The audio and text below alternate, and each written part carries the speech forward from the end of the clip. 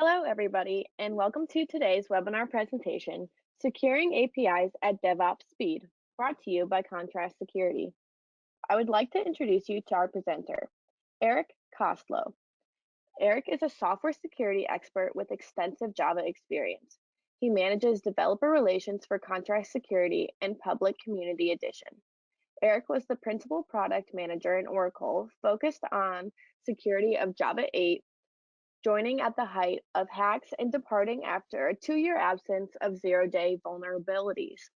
ERIK has also published several developer courses through Packet Publishing on data analysis, statistics, and cryptography. And with that, I would like to pass it over to ERIK for the webinar presentation. Hi, and welcome to the webinar, Securing APIs at DevOps Speed. For those who either engage a team that creates APIs or for developers who have been asked how they implement security for their APIs and are being told to do something by a security team. To start out, I want to introduce myself, why I'm credible about speaking on this topic. I started my career a long time ago in the field of architecture and development, working on a number of applications. Then I switched into consulting and product management, predominantly in the field of software security with static analysis, helping organizations secure their software. Then in about 2013-ish, there were a set of security issues with the Java platform itself. So I joined the Oracle team as part of the core Java organization. I'm principal product manager associated with Java 8 to help secure it against those different security flaws. So anyone in the audience who is a Java developer, it's very likely that you're using a number of the features that we introduced. And now I help people to secure their applications through Contrast, just talking about the field of self-securing applications. So the reason I'm particularly credible to speak about APIs is I've secured large amounts of software over the years, different organizations with a number of applications. I've dealt with it directly at the height of a significant number of software issues, bringing the number down to about zero days for a course of 2 years in a major software platform in the language. It's not a case that I just go to places and give them advice that nobody pays attention to. We did it directly in the language in a way that a lot of people tend to use by default. Also, I've done a lot with data center and cloud migration organizations. So whether you're on premise or whether you're in the cloud, I've dealt with people moving in both directions or starting out in greenfield projects.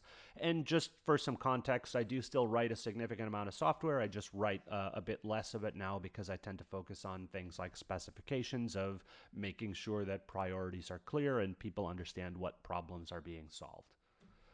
So I want to start out with a software puzzler here and take an old koan that a lot of people probably know, which is the puzzle of if a tree falls in the woods and no one is around to hear it, does it make a sound? So that answer is yes, the tree obviously makes a sound, or you can just joke and say it's the sound of one hand clapping. But if we want to bring this into the realm of modern software, I'll ask my question of if software is hacked and there's no telemetry watching, does it lose its data? The answer to both is yes. The tree still makes some noise. It just doesn't matter that you didn't hear it. And if my software is hacked and I'm not watching, I still lost the data. And now it's actually worse because somebody's in there taking my data and I have no way of seeing about it. So the best thing that we can do here is to get telemetry into the application so that if it is hacked, we're going to know about it. And the way to put that is at the right slot in what's called the security conga line. So as application users or hackers go to access an application, they both do it through the same way. They make a request to the application, typically that conforms with the public API. That might go through a WAF that does some network level analysis. Maybe I reach an application gateway that's going to figure out where that request is supposed to go. For performance, I'm going to go through a load balancer so that I can round robin or move around to the right entity that has capacity. And this is where I'm actually going to reach a host. This is where I'm going to reach my virtual machine, my container, or my serverless environment before I actually go through to execute the code that implements that API. So this is what describes how the public API. The public API says what? The implementing APIs say how. And it's these implementing APIs that deal with my other IT assets, such as my database to make the queries, my files to read the data, or they consume the majority of some cloud spend. And the reason I want to do this conga line approach is we can articulate what we're defending in APIs at the appropriate context. So, with regards to the public APIs, where something comes in, we just have a simple specification. This is where I might deal with things like authentication and authorization, fraud, bot detection, because I want to determine who is permitted to access the API and when. When it comes to the implementing APIs, which is what I write to handle it, this is where you have things like vulnerabilities. You have a lot of the OS top 10. You might have configuration errors. You have coding flaws. Because this is where things like my custom code comes into play, my libraries, my frameworks. This is where a lot of my instances of my application and the code come together to handle the implementation. Now, there's two capabilities that I tend to use with this that make it simple to differentiate between public and private APIs. And those two things are OpenAPI and then a particular Java framework that I tend to like called Quarkus. And what OpenAPI is it's a specification to describe APIs that says what they require and what they produce and explains how to call them. It also works with a lot of languages, so whether you're a Java developer or a Python developer, you can use it. Quarkus, one of the things that's nice about it is it produces an open API specification for me, and it works with microservices, monolith, serverless, or anything else. And what I get here when I deal with Open API, this is a specification that has two endpoints that are APIs called secure me that accepts an ID, and one takes a post called secure me slash ID. And if I look at this post one, all I'm seeing here is that it takes an ID, that's an integer, I can pass a value here, and then the data that this expects is a schema that contains a department, a name, and some important number, and this matches up directly to the code that I've written here where I have two APIs that implement it. Secure me, you notice I have a get here that has an ID, a string that comes in here, and then I have something that accepts a post that's going to act on some data. So the difference is this open API is my public API that people can call. This Quarkus here is the implementation of how I handle this API. And this is the area where I'm going to create my vulnerabilities. So this is the point that I want to secure. Now, with that, I want to focus on the agenda, and the things that I want to cover are why and how teams are going fast with DevOps, what's the difference between security from the inside versus the outside, and how do we deal with containers, virtual machines, cloud, and on-premise. Now, the reason that teams tend to go quickly with DevOps and the reason that they want it is predominantly the aim of faster feedback cycles. Things like business demand, your customer validation. You want to get feedback from your users as to what the application actually does and how they like it and if a feature needs to be adjusted. And the faster you can get that feedback, the better off you are. On a team fulfillment location over on the right, it's far more fulfilling if you're a developer working on an application and people are able to tell you what they like about it. The sooner, so that you can actually get, or the sooner the better, so that you can actually improve the application and gain feedback to do a much better job. And the difference is it converts it from a case of a user going through and asking for features in the application. You spend maybe 6 months doing it. And then at the end of those 6 months, you go to show it and they say, I know this is what we asked for, but it doesn't actually meet what it was that we wanted. The sooner you can get that feedback, the better, which is why teams go to DevOps, because then they get feedback from the users, they get feedback from the technology, they just get a much better feedback cycle so that they can produce better deliverables and also generally be happier. Now, the aim with DevOps is to look at where the customer is. So there's a question of, are we just doing a lot of fast motions with IT, or are we doing DevOps so that we can get some good feedback? And the aim of this is not necessarily just to use tools. It's not a case of, do you do DevOps? I do DevOps because I use a continuous integration server. Tools support the goal. The goal is not just to use a whole bunch of different techniques. Like if I'm just using a continuous integration server to go really fast, or I'm using automated deployment mechanisms to push code out there, unless I actually have a good feedback cycle where I somehow react to this data and use it to incorporate feedback into my plan so that I can adjust, all I'm really doing is going faster, and I'm not really doing DevOps, which gets me good feedback. Now, with regards to tools, there are a set of tools that are common across a lot of development teams. And the things that are common to all DevOps teams is they tend to have faster release cycles. They're way shorter than they were with waterfalls. So, waterfall tended to be months or even a year or 2 years in order to ship a new version of a piece of software because it used to be really hard to ship software. Then the organizations went to Agile, which was Scrum and sprints and things, and they would operate on about a 2 week velocity where the aim was to have something to show. And on DevOps teams, you tend to operate about 2 weeks or under to get these much faster cycles before you have something new to deploy, which is to push to people to get that actual feedback.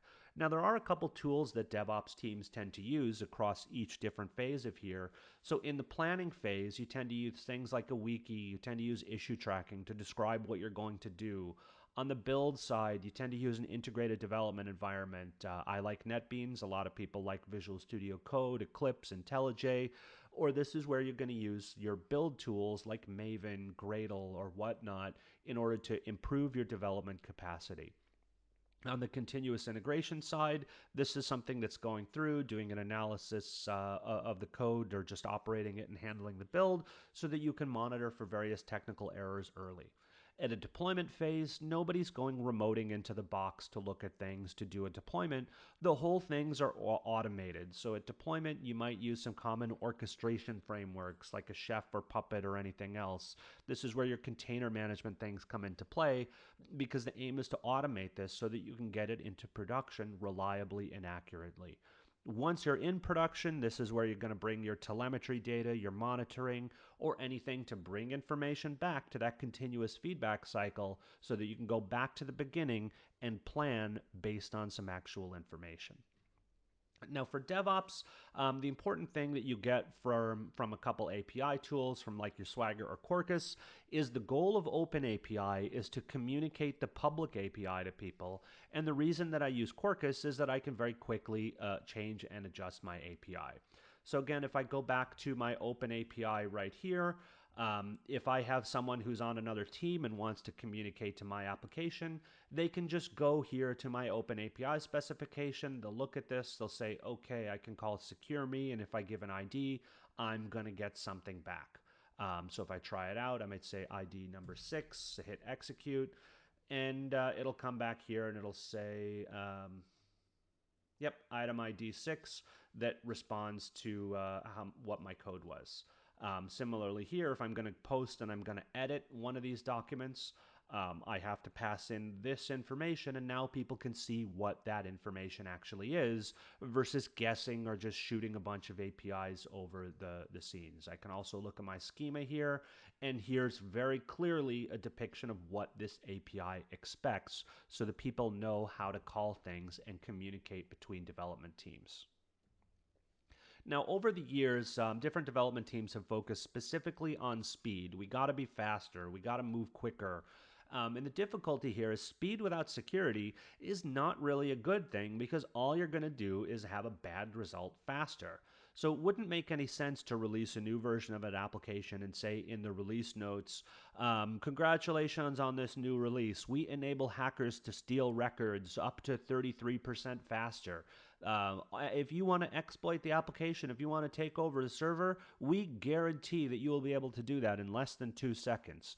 And that doesn't make any sense. So if we go through and we focus specifically on the role of speed, of making it faster, we don't want to do that because we want to make sure that we're securing our APIs as well so that we've done some diligence on the code that we're actually going to ship.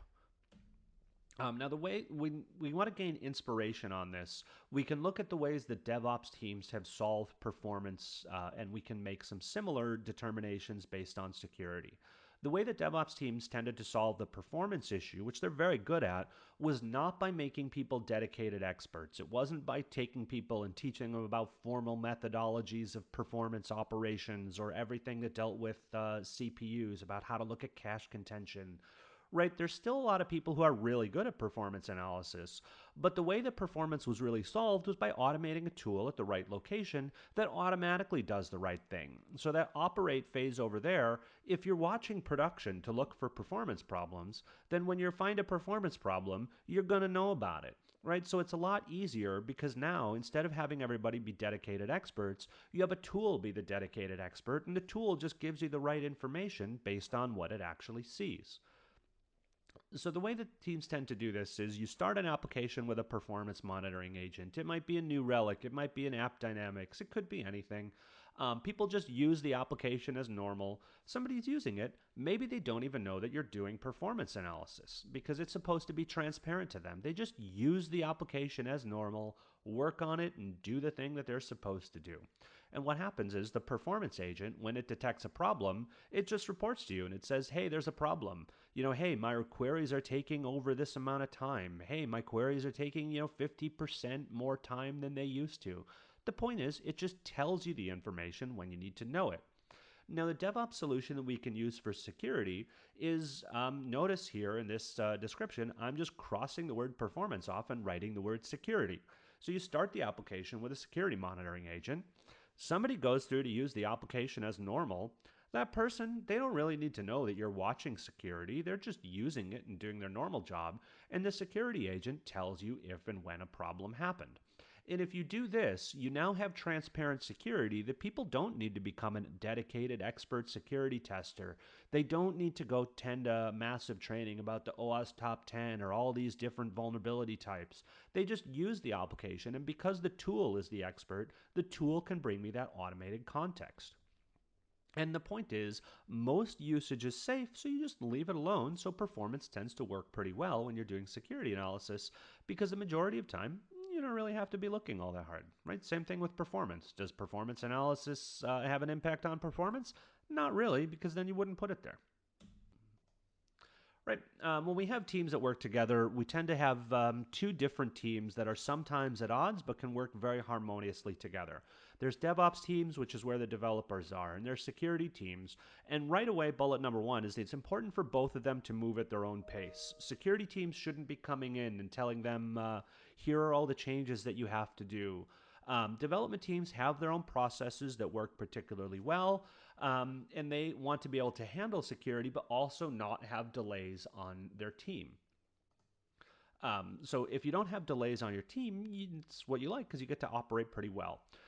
Similarly, security teams, you want people to operate with their own tools and methodology. You want to be able to just monitor those teams to ensure that the right thing is being done at the right time, rather than having to go through there and say, hey, it's a security gate, we're going to block your release. Because if you go out there and you say, hey, we're going to block your release, you'll find very quickly that those people are not particularly happy with you.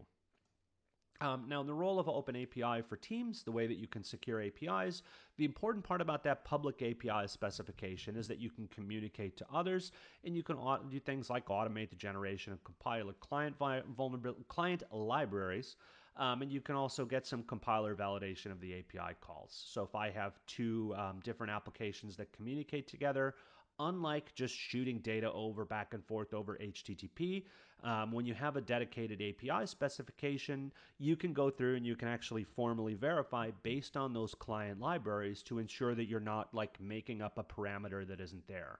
And on a security side, this is critical because a lot of teams tend to do things, they do security testing by just smashing a bunch of data at the application. But for a lot of applications, if we do things like if we make up a parameter and we say, oh, I've injected a deserialization payload into this parameter, if the parameter is not actually used by the API specification, it's not going to reach the application anyways. So all I'm really doing then is just doing like an error testing of the 404 page because the application says, I'm sorry, I don't know what to do with this data. Can you send me some data that I know what to do with? The security that I want to focus on is the internal API that implements that public API. Right? So if I switch back to my Swagger UI here, if I have post UI here, if I'm going to operate on this thing called a secure me DTO, like if I come in here and I say, runtime.get runtime.exec echo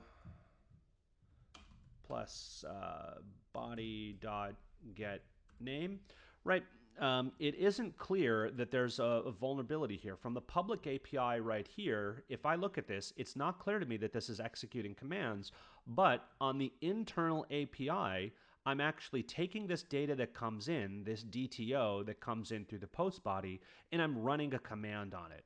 So in terms of securing an API, what matters is that I've got proper validation on that public API, but also have I implemented my private API, this code right here, in a way that is secure. And you don't get that level of visibility from the public API documentation. It's only the code that shows you how this API is implemented. So this is where I'm going to look for my code level vulnerabilities. Two capabilities that I like to look at for NIST, DevOps, and cloud are things like on-demand self-service and rapid elasticity. And on-demand self-service means that for an application that is operating, teams want to be able to get things without having to engage another person in a manual process. They want to get things if and when they need. If I need a new database, I just go get one. If I need security capabilities, I just go get it. And now I can integrate it into my team based on our cycles and based on how we're working. From the realm of rapid elasticity, this is a case of applications scaling up and down with demand, like things like containers. When I have new demand, scale goes up. When I have lower demand, we just scale those resources down. So on the security side, it's very important that security is able to scale with this demand. And the key thing is if we have securities as part of the application operating from the inside, then as the application scales, the security control scales also. I don't want security to simply become a bottleneck. And if I operate within the application, then I take advantage automatically of all the rapid elasticity demands that an application already has from its cloud-based resources. So the on-demand self-service, or the way to get rid of that, is really to focus on moving from security gates where you go and you say, engage my person before you release. We have to have a sign-off review. You want to switch from that human expert who goes in and adjusts things like their WAF defenses after an application has been deployed to the embedded security model where you just operate with those teams along their DevOps path as they're working. And the difference there is when you focus on automation, the expert becomes optional. You can always talk to somebody who wants to explain to you about a cloud resource. In the same way, you should be able to get security analysis capabilities automatically part of your application where you can engage an expert if and when you need. In the embedded model, an important part here is instead of tuning it on a per deployment basis to focus on what you're defending, you just automatically learn the context of the application from the code. In the example that I gave before, where I have things like the runtime.exec here, this is a command injection vulnerability, so it would make sense that we would leverage this API understanding, and because we're executing a command, it makes sense to defend against command injection, right? There's no SQL calls here, which means that it doesn't make sense to defend against SQL injection calls. So if you defend your application based on what the APIs actually do, you tend to be a lot more accurate, because in this case, I should defend against command injection. And anything that's operating with code context would know that because this is what's executing, and the other things, deserialization, SQL, those don't execute, so why should I spend time looking for something that doesn't happen?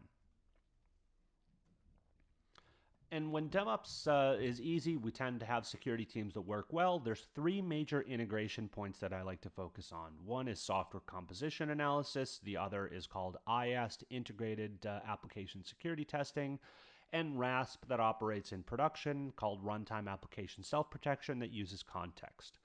This is the same chart for DevOps as before. And the way that I tend to use each of these tools is software composition analysis brings in context of all my different downstream dependent libraries so that I can understand where I'm bringing vulnerabilities in. For example, maybe I don't know that I'm still using a vulnerable library. It's nice to have something automatically look for that for me. IAST is automated security tests. You just convert normal usage to help look for security. The rationale here is you don't have to look for dedicated security vulnerabilities. You don't have to have the dedicated penetration tester come in. You certainly can, but they shouldn't have to look for automatable vulnerabilities like SQL injection, command injection, or whatnot. Because if we defend the APIs, we can automatically enumerate those, and now any person who's going to come in to act as a security expert can focus on things that require a significant amount of human intelligence because those security vulnerabilities should be truly unique to your application. RASP, or Runtime Application Self-Protection, is the equivalent in production to defend based on vulnerabilities and not attacks. The rationale is your average application is attacked something, 5,000 times a day, 200 times an hour, whatever the number is. The important part is I don't want to look at attacks that aren't actually going to work. I want to be able to differentiate when the attacks meet a vulnerable API from when they don't. And the rationale is if my application does things like if I have a NoSQL database, I don't want something to alert me that it's blocking SQL injection vulnerabilities because NoSQL and SQL are totally different. So one of them can't happen. If I'm using a NoSQL database like a MongoDB, it doesn't make sense for something to justify its benefit by saying that it defended against a type of vulnerability, SQL injection, that can't happen. Now, oversight at developer speed, because we don't want to have those security gates. The way that this works is developers work on an application. Both development teams and security have the operation to get results automatically. Either of them is able to look at those results continuously at any point in the process. Security teams typically want to verify that those results are generated. Both of them have the capability to monitor threats in production. And the key point here is that all of these gates are optional. There's nobody forcing them and saying, hey, before you release, you have to come to me for this specialized review, right? Both groups are continuously aware of what the other one is doing. So you have nonstop insight into the security posture versus a lot of the older model where it tended to be strobe light visibility, where every once in a while you'd do a scan and the security guy would get to look in and see some insight on like a weekly or bi-weekly basis. That was just too infrequent. So when you have this continuous visibility, both teams tend to be happier and more productive because they always know what's going on. The benefit of being fast and safe is you're not inserting roadblocks into development teams. You don't have a bunch of unnecessary gates. And on the development side, it's important because nobody's putting delays into the process. So I can go and I can focus on operating in my own cycle and get all the benefits of why we're releasing this code. Now, with that, I want to go in and talk a little bit about security on the inside versus the outside. When we look at security from the inside versus the outside, there's a good analogy that we can use. And when you're on the inside, you feel like you tend to know what's going on. You're totally engaged with things. There's these analogies: the inside man, insider trading, what's the view on the inside. When you're on the outside, that's not really where people want to be because you're out of touch, you're lonely, you don't feel like you really know what's going on. Um, it gives you the wrong level of context. And when we look at security, when we're on the inside, this means things like getting results from the running application using something like the internal or integrated application security testing and defending application attacks based on where they're vulnerable. When we're on the outside, this is things like looking at the binaries, trying to guess at the code flow, figure out, do we understand the frameworks? How do we know if we understand the frameworks? Or blocking inputs based on signatures and WAFs. The key difference here with regards to APIs is inside is the implementing APIs that actually write the code, and outside is things like network level visibility, where sure you can see some things, you can deduce it and you can make a couple guesses, but it's that understanding on the inside that actually gives you the full context.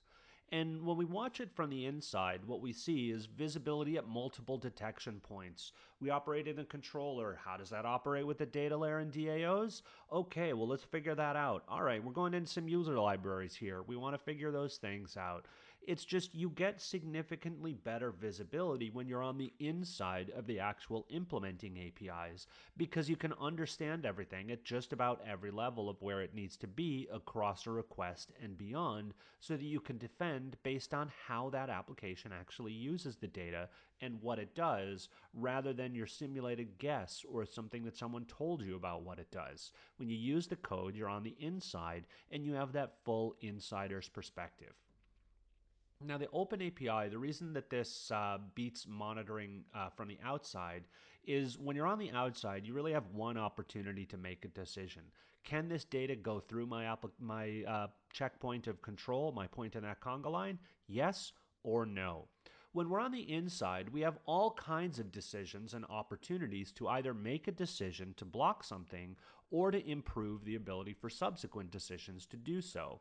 Because we're able to place sensors directly inside of custom code, directly inside the libraries and the frameworks and the app servers, we have multiple locations through which we can make a better determination when we're operating on the inside of those implementing APIs. And what we can see when we're on the inside is you have things like a user makes a request to a REST API, that public API.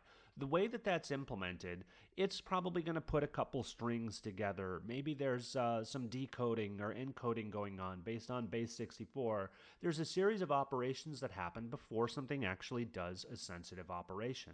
And when you're on the inside, you can go through and you can report vulnerabilities to people without that necessary test plan because you can see what those sensitive operations actually are. And on the attacker side, if you're going through and doing a penetration test on an application, maybe you go and you attack a REST API using something like a SQL injection attack. Well, that would be cool, but what happens if the application doesn't actually use SQL and it turns out the SQL injection attack actually got another vulnerability? By being on the inside and watching what those internal implementing APIs are, you can actually report crucial information back to the attacker to tell them it's great that you tried a SQL injection attack, but did you know you actually found this other vulnerability? And that's what you should probably take a look at focusing and fixing. When you're on the inside, you have full context automatically to give you the right information. Now, the way that we get on the inside with regards to contrast is you look at the way that applications actually run. There's a developer who writes some source code. They compile that source code down to Maven, down to bytecode to a build system like Maven or Gradle or whatever they tend to use, and then the runtime will JIT that into machine code so that the code gets faster. This is why the Java platform is called a hotspot. So what we do is we tend to just operate using the JIT process using a software technique called instrumentation. And instrumentation has been a part of languages like the Java platform for about 15 years. It was first introduced in JDK 1.5 that came out in about 2004, and you'll recognize it by a number of applications that use this thing called a minus Java agent flag. .NET profiling has also been in other languages like .NET. It's been a part of since about 1.0 for even longer than the Java platform. But the point is, instrumentation is a very common, very standard way of engaging applications. And with regards to reliability, the Java platform defends that through something called a bytecode verifier. So it's not like there's some unexpected thing happening as a result of instrumentation. It's all fully standard, fully operating very well. It's completely reliable. It's a part of the core platform itself. You can see it. The package is java.lang.instrumentation. Otherwise, is there a performance impact to instrumentation? Well, it's pretty limited because the Java platform tends to lazily load applications. It doesn't just load up every class all at once. So it's not like you're going and engaging and doing a lot of analysis because they come in at the appropriate time. Otherwise, it tends to operate based on the exact same memory that the application is already using. So like if you're looking at a parameter at some incoming data, you already have that. Otherwise, you're not doing any unnecessary calls. You're not serializing outside. Like when the application goes to make a SQL query, you just look at what that SQL query is because you already have it. Is there an impact using instrumentation to the compatibility of my application? Is there anything that I have to worry about? Well, there's no real problems there either because Java has this bytecode verifier that's covered in the Java virtual machine specification. And instrumentation is in the specification. Anyone who wants is welcome to look at and read the Java virtual machine specification. You can see it. I bought a copy of it back in 2014. There's a lot of good information and insight there if you really want to go deep into the platform. But the point is there's both an API and a specification to fully support instrumentation. What does it actually do for security?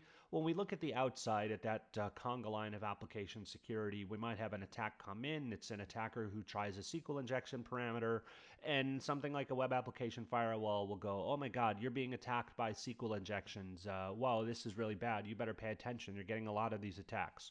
Well, if I'm using something like a MongoDB, which is a NoSQL database, it doesn't really matter that somebody's trying a SQL injection attack. I mean, it's kind of neat, but the truth is MongoDB doesn't use the SQL dialect, it uses a JSON dialect. So a SQL injection attack is never actually going to work.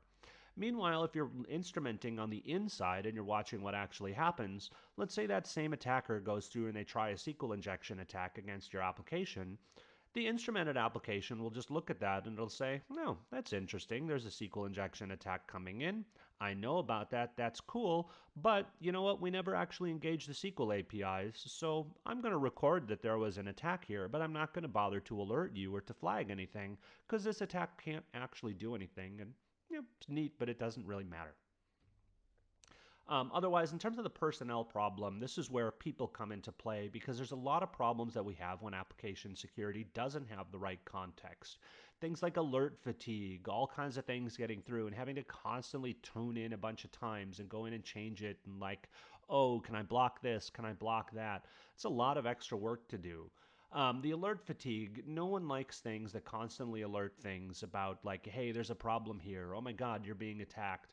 I dealt with one customer just a couple of weeks ago who had WAF alerts, and they showed me what they had. It was 92,000 issues of suspicious characters that are all white space. Right? There's no way that there's 92,000 suspicious white space characters. I mean, the space bar is the biggest key on the keyboard. Like, there's no issue there. The tool's just flagging things. Otherwise, a lot of things tend to get through web application firewalls. You look at deserialization flaws that have plagued the Java and .NET communities for a while. All the WAFs and exterior defenses tend to have a difficult time dealing with a lot of these problems because they don't understand the class hierarchy of what these deserialization attacks actually mean. Because deserialization is a very commonly used practice. So if I'm going to block deserialization, I can't just block it because it's something that happens all the time. I have to block it properly based on the class hierarchy, which is not visible at a network level. Otherwise, a lot of people tend to get through by changing browser agents or using browser automation, so you can easily get through WAFs. Otherwise, on a tuning side, nobody wants to tune these things. That's a significant amount of work. And the web application firewalls do tend to have very limited support for APIs. Like if you're using REST APIs, if you're using gRPC, they don't really understand those particularly well, like an application does from the inside. But when you're on the inside, you understand where that data is actually coming in. And also, when the application changes, instead of having to tune your exterior defense, if security is a part of the application, then security can just change when the application changes.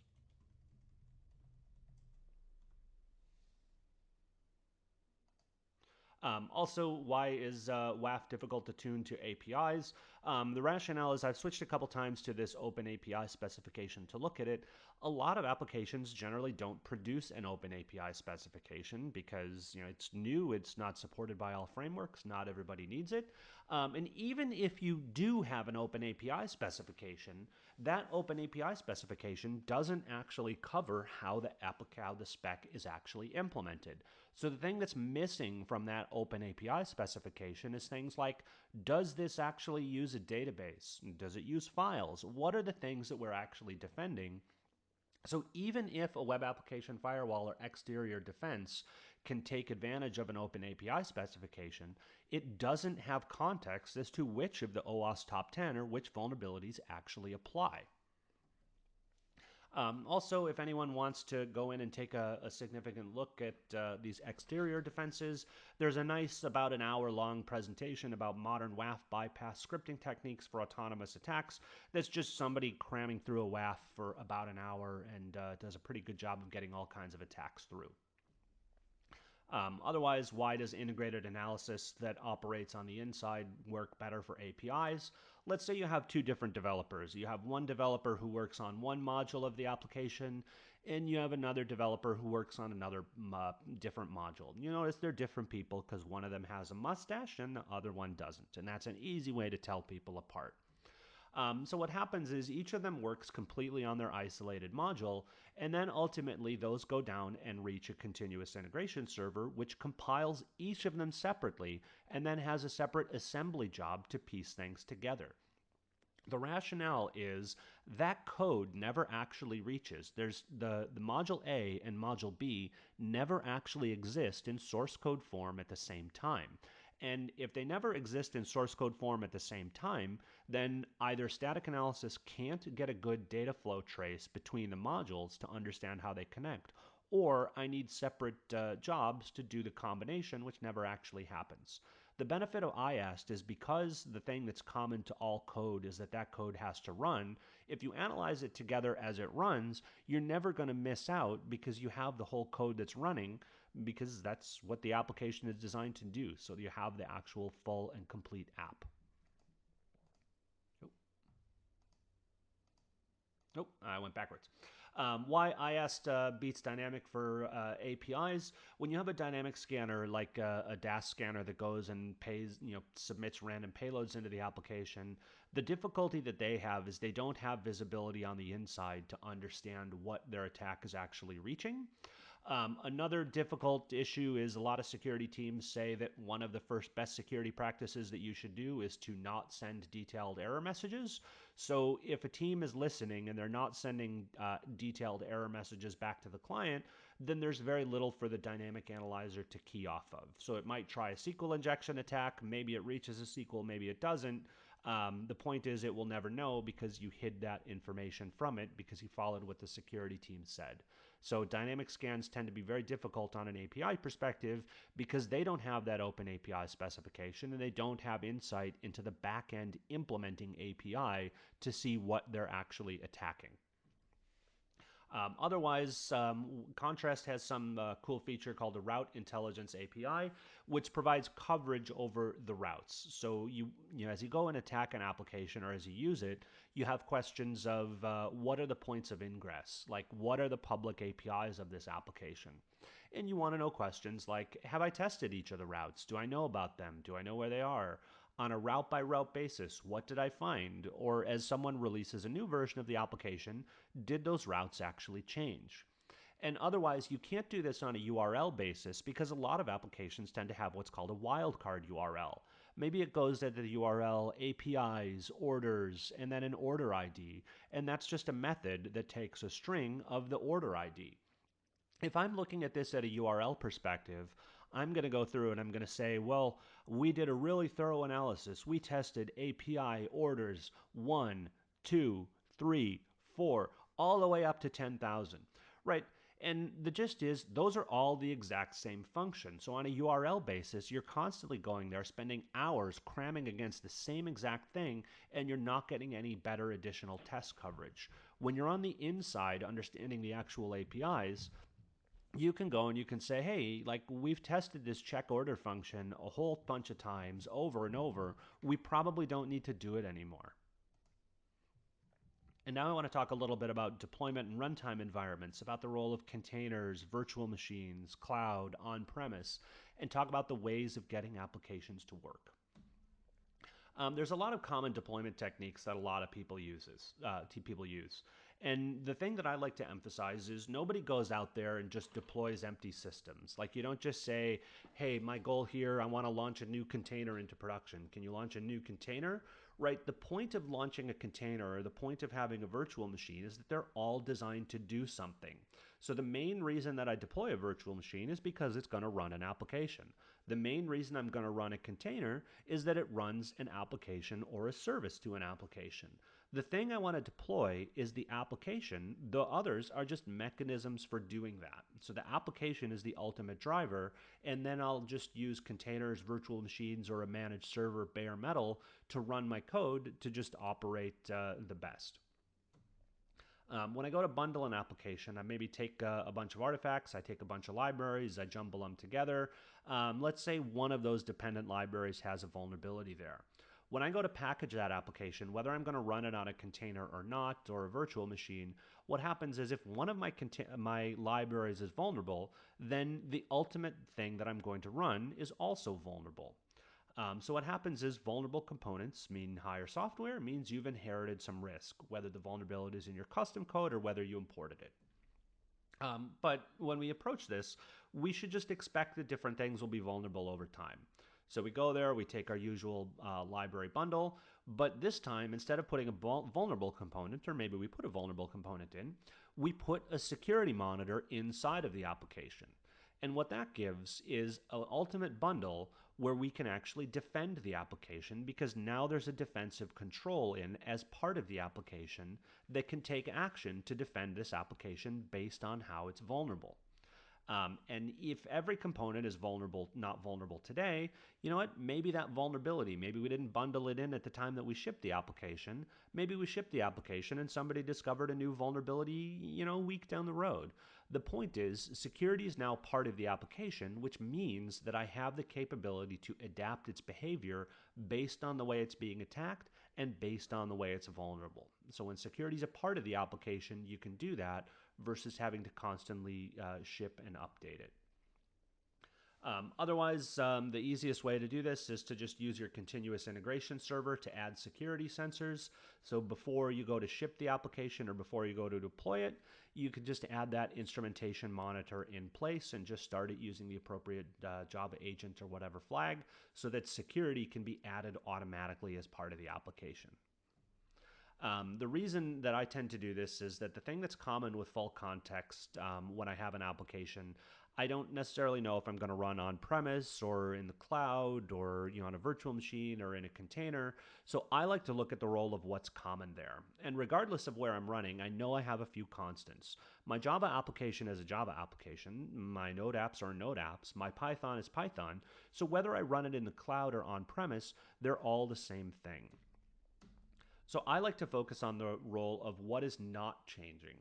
And when we look at the way that Amazon has grown over the years, they asked this question as well. They focused on the role of what is not going to change over the next 10 years.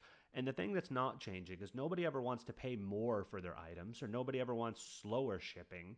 So they focused on optimizing those two things that they knew were not going to change.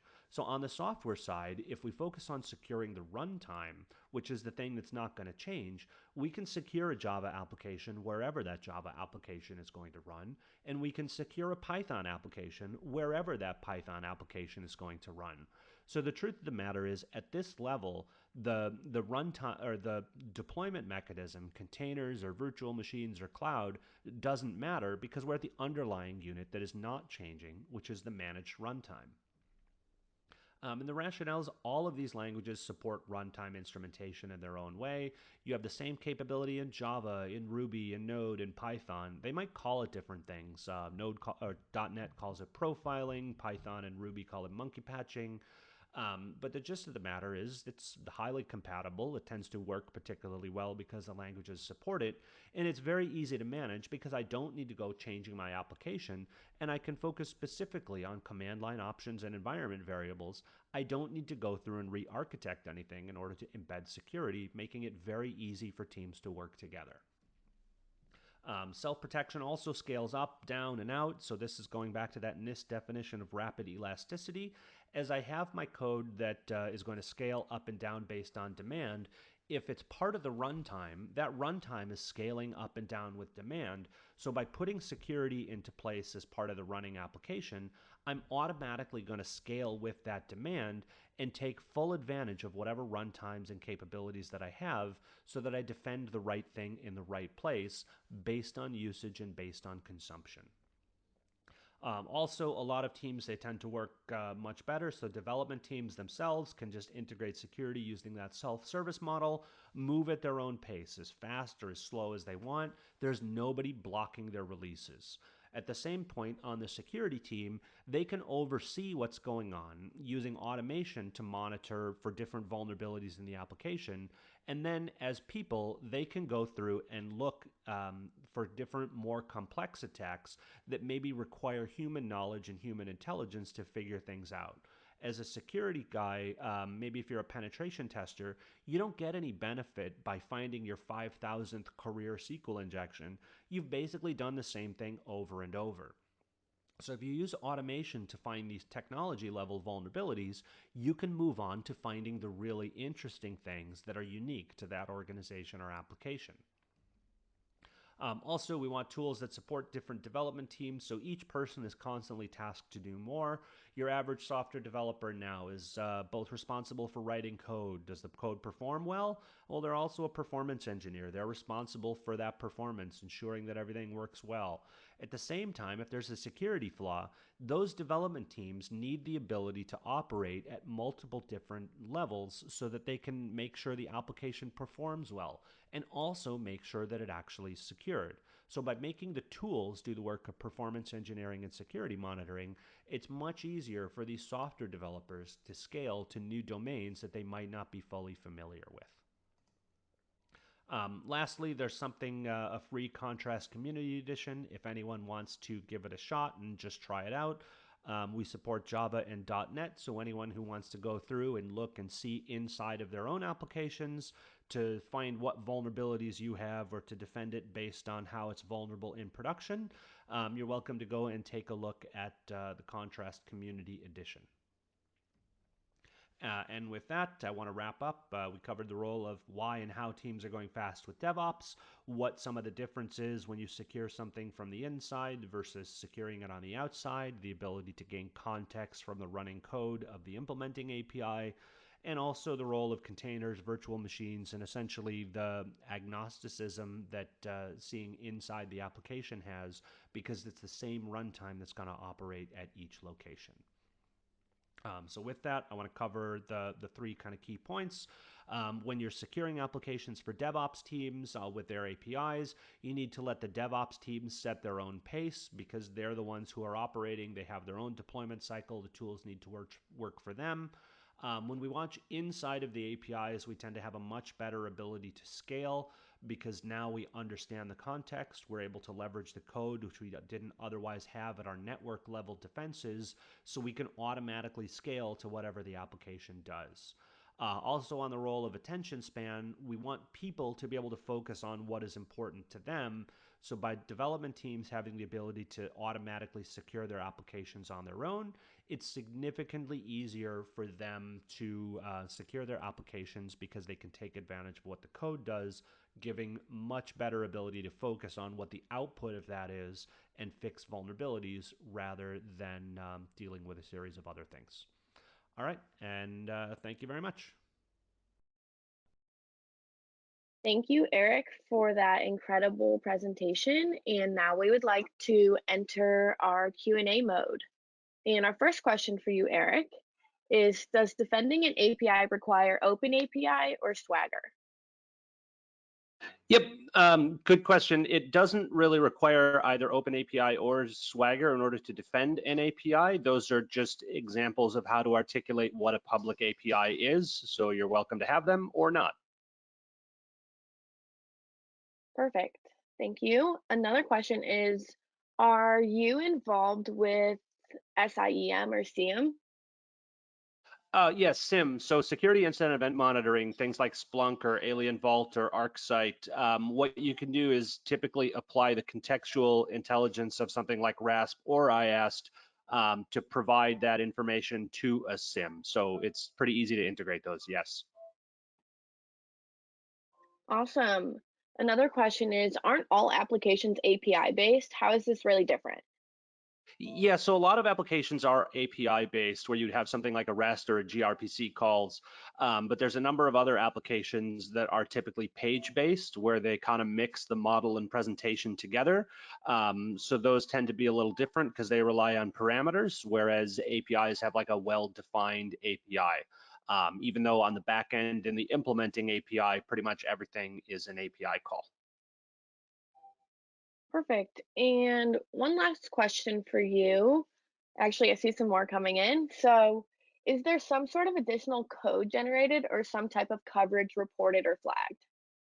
Yeah, so when you do security on the inside with IAST or RASP, it does runtime bytecode weaving generally. So it puts a couple extra instructions into methods, but it's not like there's any decorators that put code into your repository. The things operate at runtime. Perfect. Another question from the audience is, do you consider this DevSecOps or is that another realm? That's a very subjective term I have noticed. Yeah, so this would be an example of DevSecOps. I mean, the term DevSecOps is generally speaking just getting security into DevOps so that you have it operating also. The alternative is you do DevOps and just run really fast and you don't have any security, or you do DevOps and then you have a big old manual security gate that doesn't really help a lot of people. Perfect. Very interesting. And then one last question. Can you explain a bit more about the difference between public and private APIs? Yeah, so there's a bit of a difference in them. Public APIs are really like a contract of how you call into an application. They would be what explains like what the external REST endpoints are, what the gRPC endpoints are, how to call into GraphQL, and they would explain what the object schema was so that people knew what to expect. On the private implementation side, how you implement that API is different than what other people need to know. Somebody who's going to call your API doesn't really care about how it works. They only care about what you're going to give back. So the public API is to educate them. The private API is how you're actually going to do it. That was a really good distinction. Thank you. We do have some more questions, so I apologize for saying it was the last one. One of these questions being, how do you know when you have enough detection? Yeah, so there's always a question of how do we know when we have enough protection? Is it always more? Like the truth of the matter is you can always do more. You know, you always have this benefit of hindsight, but what we have is fixed time and fixed budgets where we can't spend time in perpetuity on security and we can't spend infinite money. So what we want is tools that give you a good benefit to actually find things and give good context so that you have some effective coverage. So what I prefer is tools that actually get me good results and don't distract me by a whole bunch of irrelevant noise. So the reason I like IAST is I find a lot of good context without a bunch of false positives, but I certainly then have to execute the actual application. So what does good enough mean? It means I'm confident that I've used the application in a way that would expose a reasonable number of bugs. Perfect. And an audience member would like you to confirm this following statement. Securing applications on the inside with agents is not only about preventing and securing APIs, but then it's also investigating all other vulnerabilities that can come from running background jobs, etc. Right? Is this correct? Yeah, so when you instrument an application to watch it from the inside, you basically see what all the APIs are doing. So you will get anything that's like a background job that's operating in the context of an application. You would be able to monitor those in addition to just the incoming data. So you'd see not only like the requests that came in, but also you have a backend processing job that's just sort of operating on a general basis because that's part of the application and you're inside the application, you would see that as well. Awesome. That was very informative. And if there are no more questions, I would like to thank you, Eric, for a great presentation. Secondly, I would also like to thank Contrast Security for providing the audience with a great webinar. Lastly, thank you to everyone who attended today. We hope you learned something new that will help you in your developer career. Thank you and have a great day.